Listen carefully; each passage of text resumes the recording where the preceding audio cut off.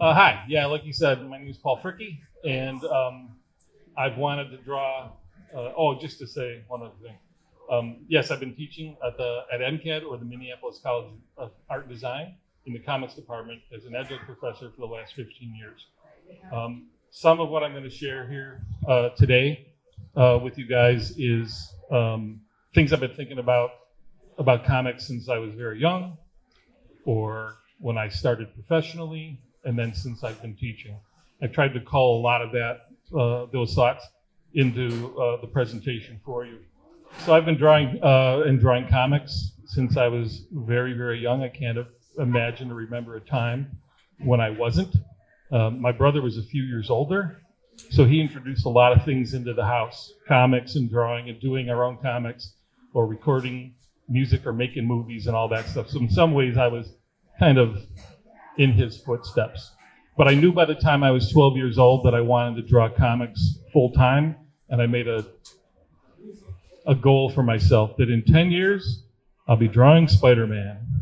That did not happen. But something close to it, or in some ways I thought better, turned out, and it turned out to happen.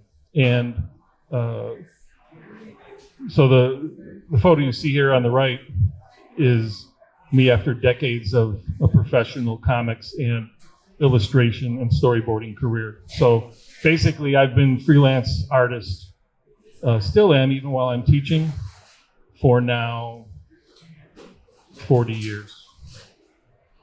On the left, not only did I draw a lot of comics growing up, but then, as you might imagine, I lived in the art room at high school. So even though I had made this pact at age 12, by age 15, I knew I wanted to do comics for a living, and I started not only teaching myself how to draw and all the technical stuff and how to write and execute comics, but also started thinking about comics and how I might break in and start a career. There were a handful of self-published comics at the time when I was 15, notably Wendy and Richard Pini with ElfQuest, and Dave Sim with Cerebus kind of provided the model. So I met a buddy named Scott Viderstedt in high school. We started drawing comics together, and then we started doing like 2-page comics, then 4, then 8, and then 16. I'm like, we should do a longer story. And the first longer story we did was 24 pages of something we called Troll Lords, which is 3 magical trolls who die on the first page of the first issue, escape death, and then return to their bodies with magical powers so they can help troubled people. And Troll Lords was a big success. So I wasn't drawing Spider-Man by the time I was 22. Instead, I was working with my best pal, writing, creating, publishing my own comic completely. And we were selling, 45,000 copies, and it was quite a kickoff to our career. This is us. I don't know if you guys can see this. This is us shipping our book. If you can see it at all, it's too bad. If you can't. This is up top on skids of 40,000 copies of issue 2 of Troll Lords. This is when we were preparing to ship all the comics. So we were just artists, and all we wanted to do is do art and do comics, and comics is very serious. And then I learned how to be a business person, which wasn't my intention. It was a means to an end. So that's how I kicked off my career. From there, with different contacts in the industry, and our Troll Lords editor went on to DC Comics, I started doing a lot of comics for DC Comics and First Comics in Chicago, notably The Fly and the Plastic Man Origin. That was with Steven DeStefano. And then after 10 years in comics, I'm like, I still want to do comics, but I want to do other things. And I started branching off into illustration and storyboards. So I did a lot of educational comics and historical comics for a variety of companies. This was a book that was, they printed 50,000 and then more and then more and more of this Odyssey Bible, which contained 32 pages of comics that my wife and I did together. She's an artist as well.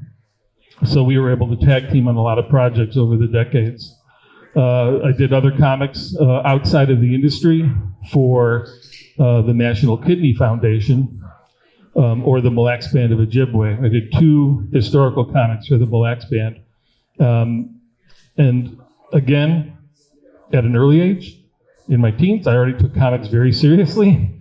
So if I can find different ways to apply comics medium to other things in terms of education, or people getting their word out, or helping people to diagnose kidney disease or know how they would be treated, these are great applications, I think, of comics, and comics is a really good medium for that. And they have big posters and train stations and all kinds of stuff for that.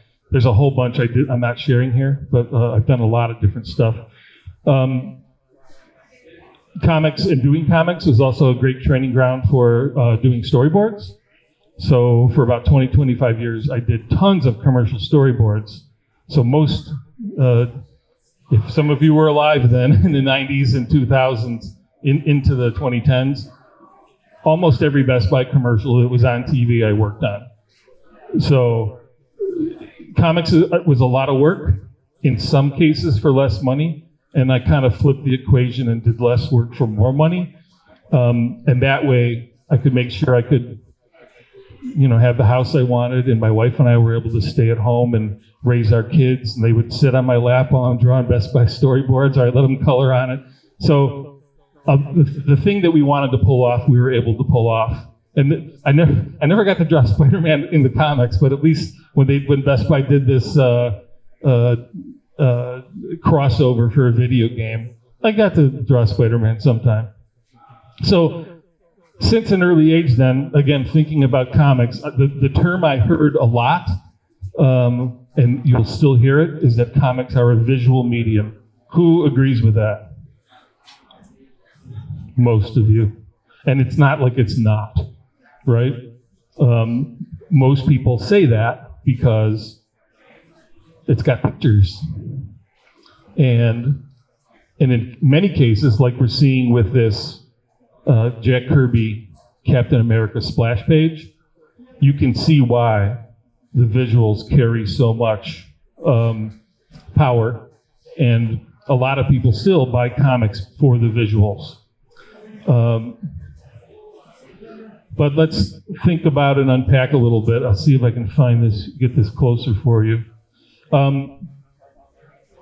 Some people have tried to define comics over the decades. Will Eisner, who created the Spirit in the 40s, and he was another model for me, because when he finished the Spirit, he started working for a government magazine and edited and did all the artwork for that. PS Magazine, I think it was called, for 30 years, I think. And during that time, he would do comics, like books about taxes or other things like that. And so he was one of those early practitioners who used the comics medium for other kinds of purposes outside of the medium. And he was one of those guys who, the term he used when he wrote some books, when he started teaching in the mid-70s, I think, was sequential art. Has anybody here read a book called Understanding Comics by Scott McCloud? So about half of you have. And that book, I think, came out, the first one, in 1993. He since did another book called Reinventing Comics that was like, prescient in regards to what could be done with web comics and digital comics. And then the third book is called Making Comics. So if you're really interested in comics in general, I would read those, Understanding Comics and Making Comics especially. And in that book, Understanding Comics, Scott breaks down what is the definition. He finds sequential art not the greatest term, because that can be applied to animation or movies. There's different things that can be done. So he breaks it down in a variety of ways and came up with I'm just going to say this one if you can't see it here, juxtapose pictorial and other images in deliberate sequence. So this doesn't exactly roll off the tongue, but it's more accurate than the shorthand of sequential art. So again, you can read more on that in his book. There's an artist I've really liked over the years named Howard Chaykin. And he was a guy I grew up reading and is still doing comics and was a recent guest on my podcast that you can find on YouTube, Toth-Centric, or Alex Toth in Depth. That's named after my favorite cartoonist. And what Chaykin would say is that comics is graphic design in the service of narrative.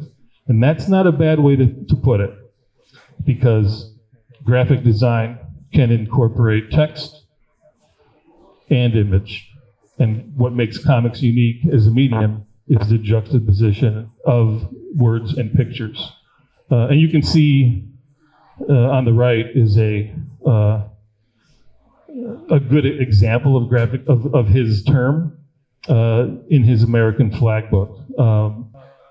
So again, thinking about comics a lot, thinking about who was practicing it well, who was thinking about it as well on the page and defining it. I had a talk with a friend of mine who does a comic called Tales from the Bean World, and then he went on to be the guy who held everything together at Image Comics, and then he was the CEO of McFarlane Toys for 15 years. And Larry said to me in a call once that he wasn't sure that comics were going to be able to compete for eyeballs. This is like 91, he told me this. And he said, why would a kid, he was thinking about kids and how much money they had in their pocket and where they would shell it out for. Why would kids read about Wolverine when they can be Wolverine? And I started thinking about that some more, like where are the dollars going? What's the future of comics? And then that's when I started thinking that instead of thinking of comics as a visual medium, I've been stressing comics is a reading medium. And when I posted this stuff online, people who've been doing comics a long time, or fans for a long time, or readers, don't get what I'm saying. They're like, but artists rule in comics. Writers aren't the most important. Why is so much attention given to writers, et cetera, et cetera? But they're not quite getting what I'm saying. So maybe a better way to put that is comics is reading words and pictures. We're not only reading balloon to balloon, text bubble to text bubble, balloon, never say bubble. That's just my own bias. I think a lot of times when people are reading, they're thinking in comics that maybe those are separating. When you're reading comics, do you separate the text from the images, the balloons from the images, or does it all feel of a piece? The latter? So in practice, that's what's happening. In some cases, people might separate that enough to go, well, I'm bouncing back and forth between the text and the image. That's not what's happening. We're reading, we're taking in the images of the text. We're trained that way to take it in. And then we're reading pictures a lot faster than we even know. We might even be looking at the pictures without knowing we're looking at them, right? Because some people I know who don't read comics a lot, will say, well, I just read text to text and balloon to balloon, and that's what I do. No, you're not. You're also looking at the pictures even without knowing it. So some samples of this. Comics can be stripped down very simply with just lines on a page. So you can take a simple cartoonist like Charles Schulz in Peanuts, and this is a great 4-panel strip, by the way, but it's just marks on a page. You don't have to be a fancy illustrator. You can just put lines on paper, and people are getting what you're after, right? Comics is special that way. You can see the quality of the line of Schulz in his lettering. You can see it in his art. And the word and picture, the quality of those things is working together. It's all of a piece. He's a guy, too, this is just an aside, who kind of like knocked himself for being just a cartoonist or drawing a comic strip, because he either really wanted to be a writer or do prose, or he wanted to do, be a better illustrator. And I'm like, dude, you just created one of the greatest strips that was the most famous for 50 years, and you drew every panel yourself, no ghosts, no nothing, even with his shaky line later in years. Laudable, right? But he shouldn't have denigrated himself, which he occasionally did, because he was taking what I think is a medium that is probably one of the most immediate and accessible mediums in terms of how people can take in information, and then used it seamlessly. Even an artist cartoonist like Richard Thompson on Cul-de-sac, and if you've never read Cul-de-sac, he passed now, but for 10 years he did a great strip that was kind of a throwback, and you can see his line in his nibs that he's using. These are simple lines on the page, but there's a certain character to his line, and there's little tricks he's doing about where the balloon, how it interjects into the other balloon, how suddenly we see this flying head, and it makes sense to us that this weird imaginative metaphorical thing is, we buy it. We just saw them talking, and now the head's flying. It's seamless with comics. You can take simple pages like John Porcellino's King Cat comics with the simplest line, and you could be thinking deep thoughts really quickly or feeling deep feelings just with that simple line on a page. Even if you do comics that seem like a little more advanced in terms of drawing, like Walt Kelly's Pogo page here, it's still simple lines on a page, and it's still telling, silently in this case, some really, cool thoughts and ideas and getting them across.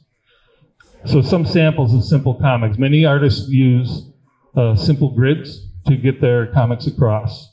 It's the easiest way to make sure people are tracking. You're not doing any fancy layouts. People know in the West to read left to right, top to bottom. That's the natural flow, right? Less true when you're reading manga. And I do have students at MCAD who are actually drawing comics right to left, which I encourage or allow. You just got to make sure the orientation is right and the flow is still good. But someone like Harry Lucy in Archie Comics is my favorite Archie artist. He's telling this with just images and then 2 words. Archie, Veronica. That's the only word used in the entire story. So text, but simple text, not silent exactly. And really great cartooning. Other artists who use grids very easily and very well. Carl Barks' Donald Duck and Uncle Scrooge comics, or another sample from Jack Cole and Plastic Man. Different kinds of cartooning, different strengths in there, but still pretty straightforward in how they're telling the story. Anybody read Bone, Jeff Smith's Bone? Only some? Oh, go read Bone. Jeff Smith is a great cartoonist, and he was highly influenced by Carl Barks and Walt Kelly, who I showed you earlier, his 2 main influences. And in some cases, his comics read like animation, because he does animation, or did. But when he was like, I've got this gigantic saga, he sold his 5-year animation company in Columbus, Ohio, and said, if I'm going to tell this story the way I want to and actually get it done, comics is where to do it. And that's, a 1,400-page graphic novel. But mostly grids, straightforward storytelling. Someone like Bill Watterson on Calvin and Hobbes is still using that approach with grids. But then he's flipping the tables a little bit, how he's using black and white with his chiaroscuro effect, or introducing color. Or he starts using different kinds of imagery, in this case modern art, to get a metaphor across about Calvin's state of mind. So many things you can do with comics.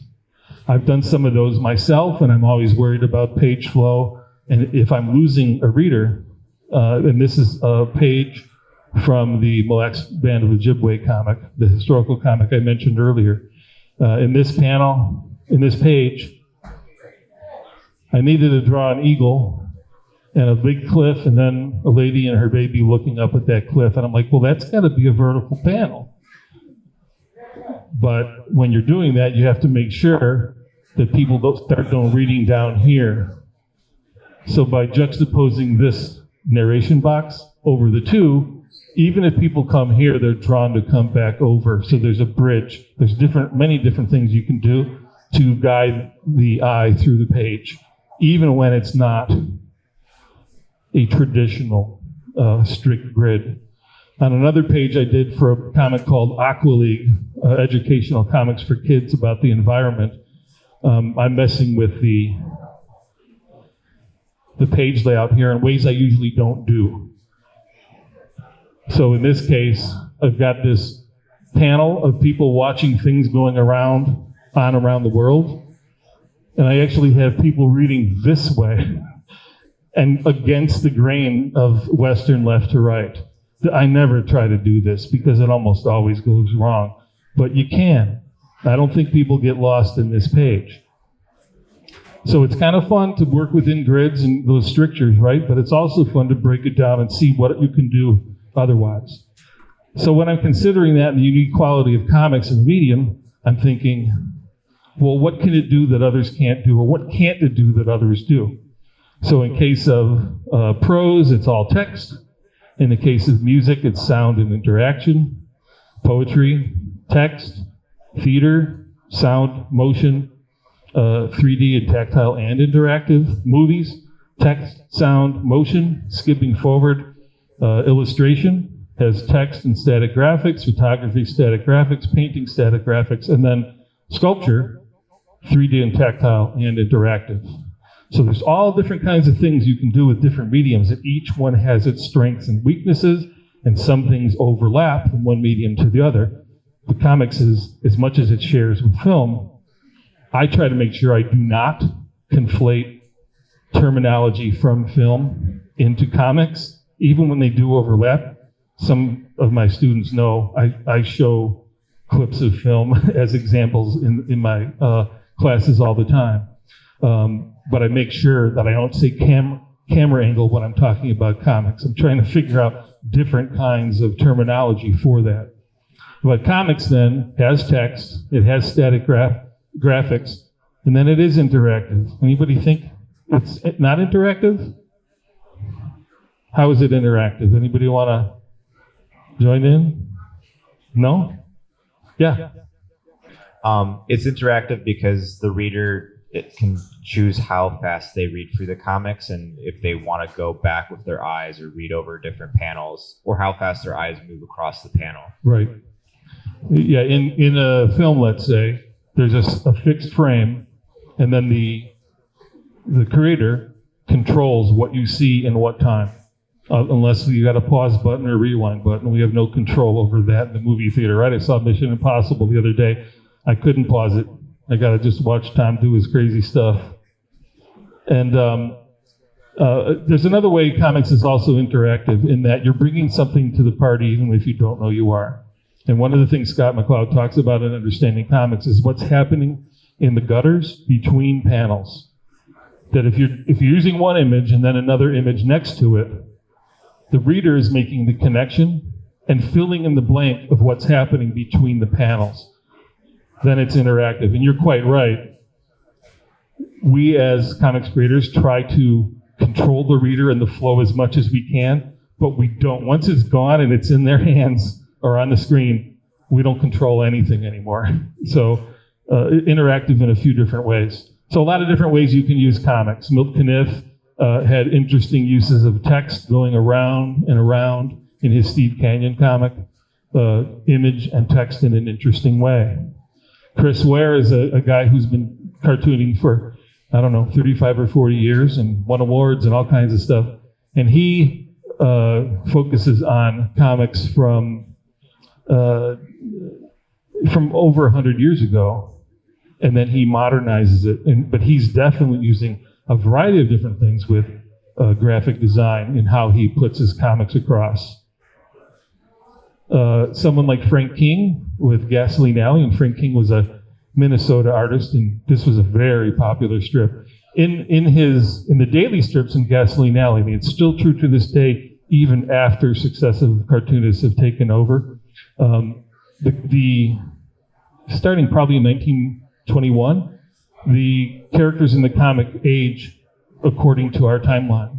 So a character who's a baby in 1921 was 30 years old when the strip was in 1951, and so on and so forth. On Sundays, Frank King would do more colorful and graphic design oriented experimentations, which again are a metaphor like Watterson is using later, but also are just fun to look at. On paper, on this printed cheap newsprint, Steve Ditko and Jack Kirby with Stan created whole worlds or multi-dimensions on these, just with their pencils and pens on the page, and took us to other places. All that stuff that we're seeing the last 25 years in the MCU was predicated on those creations of these creators back then. In some ways, I just still like reading these instead of watching the movies, because I believe this. I believe the weird dimension that Doctor Strange is entering, and I believe this. Kirby got weird, right? He's cutting out and collaging as the character. What are they going into? Anybody know? Negative zone or something like that in this one? Research it. And then you can do a variety of other things with comics too. You can do meta things, and you can break it down and make the reader aware of the form and the format itself. So a cartoonist like Winsor McKay will actually break the border down, and the character is escaping their own panel. Or Harvey Kurtzman at an award show or at a convention every year, the Harvey Awards are given out to the best of the best, and it's named after Harvey Kurtzman. He created Mad Magazine. He edited and wrote 2 anti-war comics for EC in the 50s, and before that, he worked for Stan Lee, oddly enough, in the late 40s, before all the Marvel stuff even happened. And he did these comics where he would break things down, where the characters would start talking to the reader and so on. So that's even more, another layer on that interaction, right?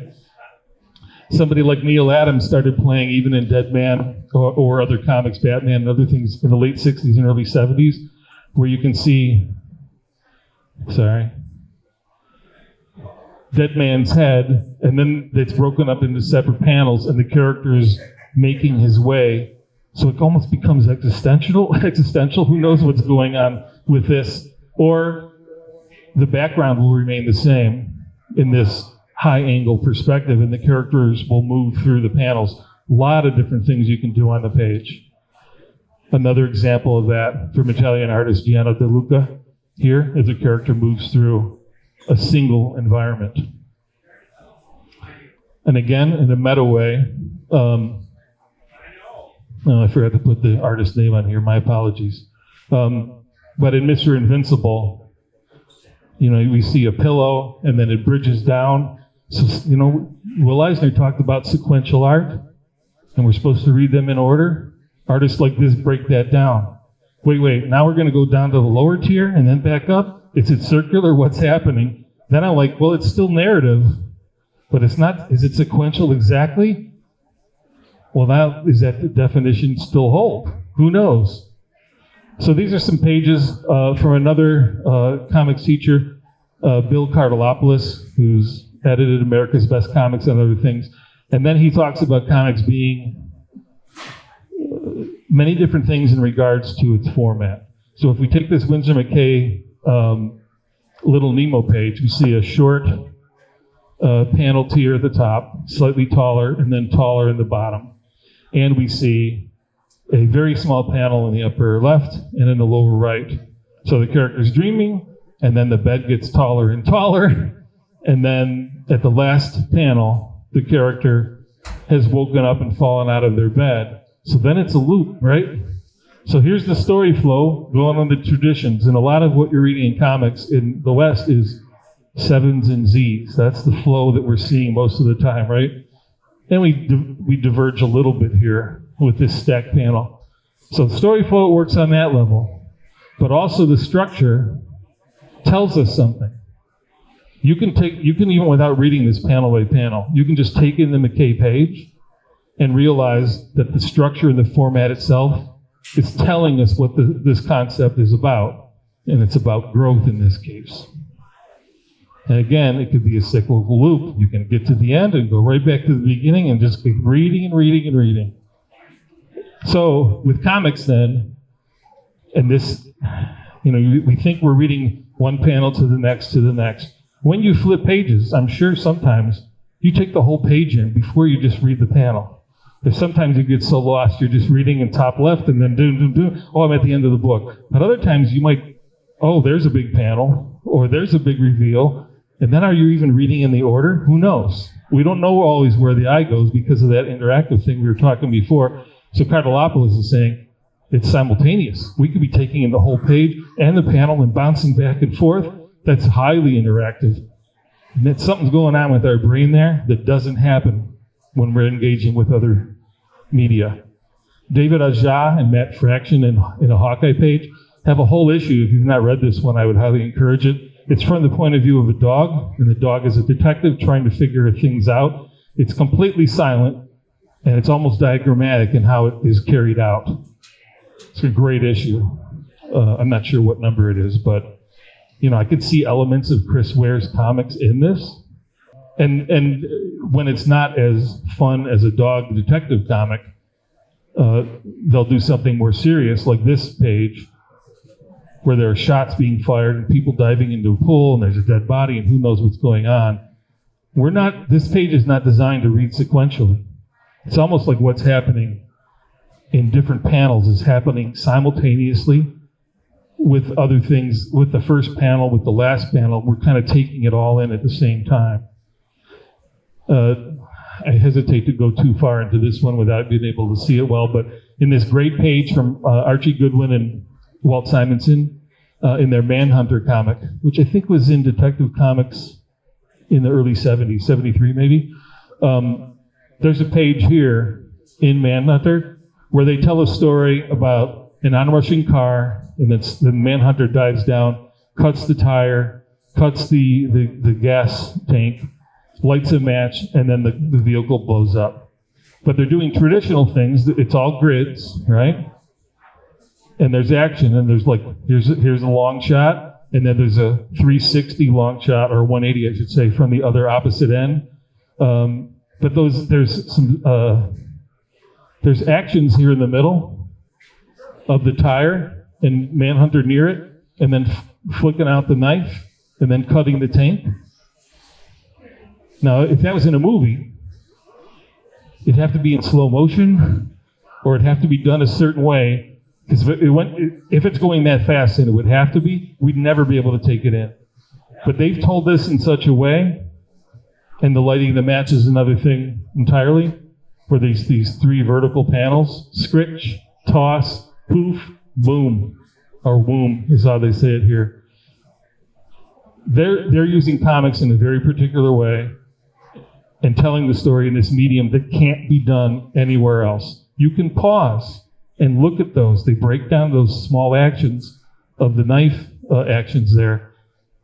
I don't know. I find this very intriguing and fascinating, and I'd never want to stop playing with this on my own pages. How does it work? So if we consider other mediums like we were before, let's take a look at a couple illustrations by N.C. Wyeth. Great painter illustrator from about 125 years ago, 100 years ago. Well, these illustrations are telling stories, right? But it's a single image. So we don't have the sequential part, but composition is key, and they are telling story. But it's illustration, it's not comics. If we look at these silent comics by Sergio Aragones, or this one from Italian artist, or South American artist called Nocturne, these are all silent, and they're telling the story with just pictures. Silent comics are hard to do. They're very hard to do. You'd think it'd be simpler, but it's harder. And in this case, comics still work. You still consider this comics, right? Anybody disagree? Is that still a comic? The comics? But there's no text. It's about word and picture, right? If it's word and pictures, well, how is it still comics when it's just pictures? So we're reading the pictures. What happens when we use a lot of text and dialogue? This is still a comic, right? From a page from Alan Moore and Dave Gibbons' Watchmen, right? Lots of text, though. There are pages in this and some other writers where there's even more. I still think it's comics, but if you get carried away, then the text kind of slows things down. You don't want to read it quite as much anymore. It's not your brain's in a different place than just reading prose. And the more you go further toward illustration or toward text, it doesn't read as comics anymore. Case in point, Cerebus, his Jockus story, big illustrations, text beside it. Well, he was doing it in a comic, and these are certain sequences, and other sequences are actual comics. But then, is this comics? I'm not sure. It's kind of on the bubble for me, right? Marshall Rogers and Denny O'Neil did a illustrated story in a Batman comic, probably in the late 70s, early 80s. Well, this is not comics. This is an illustrated. This is illustrated text. There are portions of this that do read like comics. It's like this little comic Batman action sequence in the middle of it. Well, that's comics, but the whole piece doesn't seem like comics to me. So the more text you go, the less it's like comics. You go all text, it's not comics anymore. But if you go all picture, you're still reading, and it's still comics. So this led me to think, top is illustration. A comic can be lavishly drawn and fun to look at, and then storytelling, but can I read it? You can have something beautifully drawn, but is it flowing? Can I actually tell what's going on? And then story. Do I want to? If you're not engaging in terms of the content, then maybe I don't even want to read it, whether it's well drawn or not.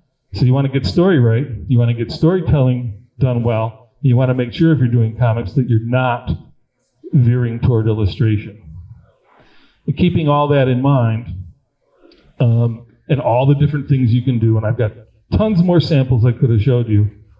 You can do a simple comic strip like Tom Gauld does here with a Kierkegaard quote, 1843, life can only be understood backwards, but it must be lived forwards. So the character's moving this way, but we're reading that way. This is very, very philosophical, deep, interesting thought. And in this simple comic, he's doing things where we're not just reading in order. We're bouncing back and forth. The content, the text, everything he's doing with simple words and pictures is taking us to different places in what we're considering. Like we might even have a life moment, just reading this simple comic, right? Any questions before I show you one last thing? Because we got just a few more minutes here, I think. Yeah, we got a few more minutes. Yeah, Got Patrick? a question back here. You can get the microphone.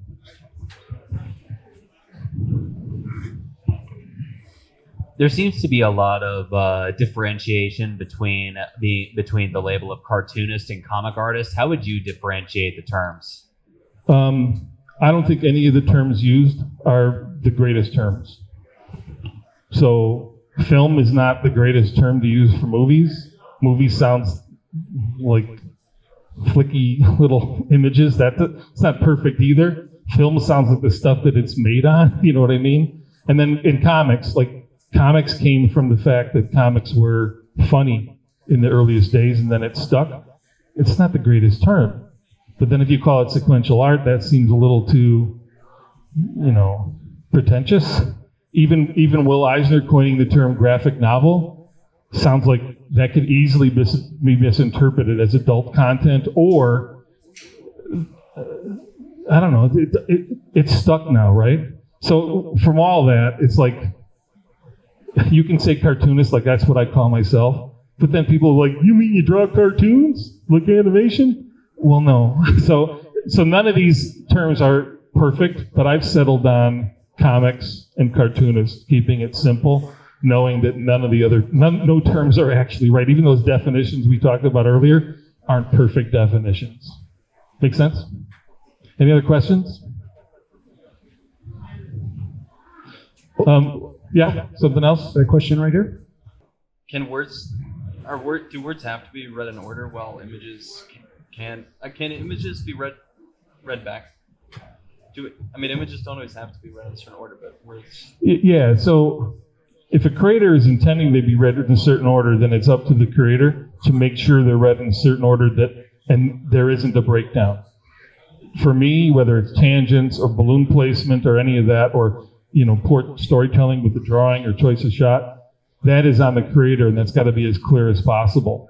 That said, Tom Gauld and others can change where they do the balloons and where they leave the image and what their panel arrangement or breakdown is, that can change this flow of the sevens and Z's. Now I'm flipping it around. But in this case, usually with balloons in the West, right, you'll have a balloon here, and then it'll come over this way. But he's staggering it this way instead. But so this is cyclical too, kind of like that Winsor McKay Little Nemo page, right? And he's found a very, very clever way to illustrate Kierkegaard's quote here, where the form is the meaning, and then you can ponder this for quite a while. But you're right, it's sequential, but is it? It's sequential in a weird way, right? About backwards and forwards motion. Does that answer to what you're talking about? I was just trying to think if images if words have a stronger direction, because that's like taught in school. It feels like the incorporation of images is kind of outside of. Yeah, I like to call that stage of comics breakdowns, because I think you're breaking down not only what's happening in the real estate on their page, but also the beats and the panels you're choosing. And there was a panel in San Diego back when it was actually a comic book convention that Alex Toth, my favorite guy, he walked off the panel because they had given him like he was a curmudgeon and that's why, but they had done a breakdown of like what topics were going to be covered, and he wouldn't do the panel because balloon placement wasn't covered. He's like, that's essential. You can't talk about comics if you're not talking about balloon placement. So it's really key, but that's one thing at MCAD classes, we stress a lot, is that when you're doing breakdowns, you're considering balloon placement as an integral part of how the comics are read and how they interface with the reader. Make sense? All right, and with that, thank you, Paul. Trying to clap here, holding devices, but we can give Paul a round. So, if you want to hear more or about the comics process or how I make them, I'll be at my table the rest of the day from now till 5 o'clock. I've got a breakdown of process and how I put things together for my latest comic called Blood Orange, which you can also read online. So that's at newdaynoir.com. So stop by and chat at the table. I'd be happy to talk to you, and thanks for coming. yeah, thank you, Paul.